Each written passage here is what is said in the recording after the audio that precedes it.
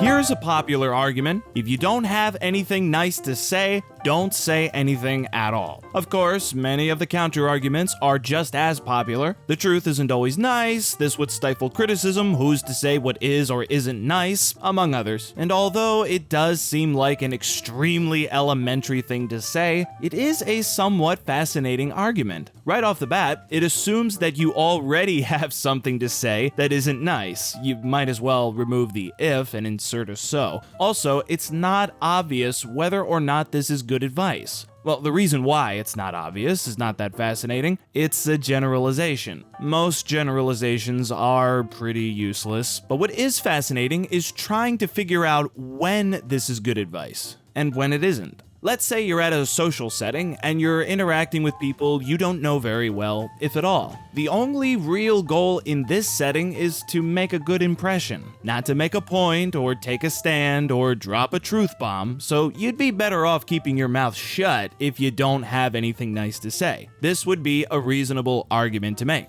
Now let's say you're in a private setting with a loved one, and you have something to complain about, something they're doing that you are upset or outraged about. It won't be nice to say it, but if you don't say it, the consequence is a less healthy relationship. So this would be a terrible argument to make regarding that scenario.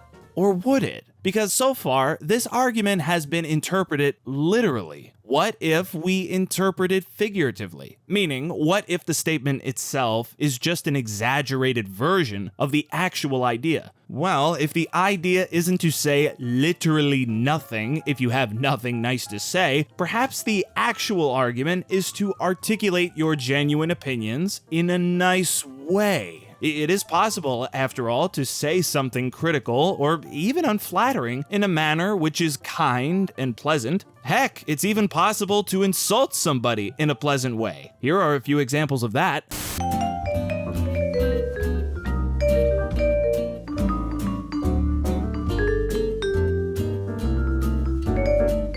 It's a principle that we could find associated with politics, reflecting on what Benjamin Franklin once said.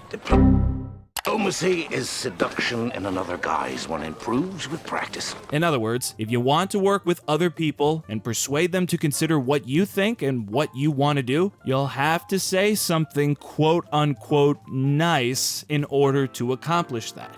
That makes for another way of interpreting this statement. You could argue that what this really means is that you can say many things that are not nice just as long as you say one thing that is nice. For example, I generally don't like that style, but it looks good on you. This seems like a bad idea, but I'm sure you know what you're doing. God, you're annoying, but I still love you. And so as you can see, if you remove the part that's nice, what you're left with is an opinion that the other person doesn't want to hear. By saying something nice afterwards, the person you're talking to is more likely to appreciate your opinion. By that interpretation, this is merely an argument for diplomacy, not to only ever say nice things and to never ever say critical things. Rather, the idea is to simply include a nice thing to say if you want to say something critical. In other words, if you don't have anything nice to add, don't say anything at all, which seems like a pretty good argument.